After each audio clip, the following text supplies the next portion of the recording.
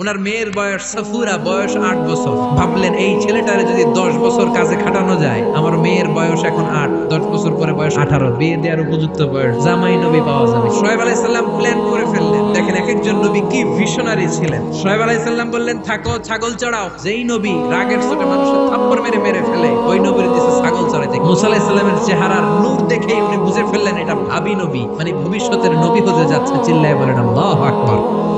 সাইয়েদনা মুসা আলাইহিস সালাম প্রথম দিন ডিউটি করতে গেলেন মরুভূমিতে। যে দেখে অনেক ছাগল খালি ভ্যা ভ্যা করে, ডান দিকে ধরলে বাম দিকে দৌড় দেয়, বাম দিকে গেলে ডানে দৌড় দেয়। এত বড় শক্তিশালী নবীরে নাস্তানাবুদ করে ছেড়ে দেয় ছাগলগুলো। ঘামতে ঘামতে মুসা আলাইহিস সালাম শেষ। ডিউটি শুরু হলো, বছরের পর বছর যায়, নবী মুসার রাগও কমে না, ছাগল চড়ানো বন্ধ হয় না। ওনার একটা লাঠি ছিল, ওই লাঠি দিয়ে পিটাইতে শুরু করলেন। পিটাইয়া ছাগলগুলোরে আধামারা করে ফেলতেন। এত মেজাজ ছিল কিন্তু মেজাজ নরম হয় না। পিটাতে পিটাতে, ছাগল চড়াতে চড়াতে 10 বছরের ব্যবধানে মেজাজ কিছুটা নরম হয়ে গেল। সর্বশেষ দিন তিনি ডিউটি করতে গেলেন। সব ছাগলগুলোরে খোয়ারে ভরলেন, একটারে ছাড়াইটা দিছে দৌড়। ছাগলও দৌড়, নবীও দৌড়।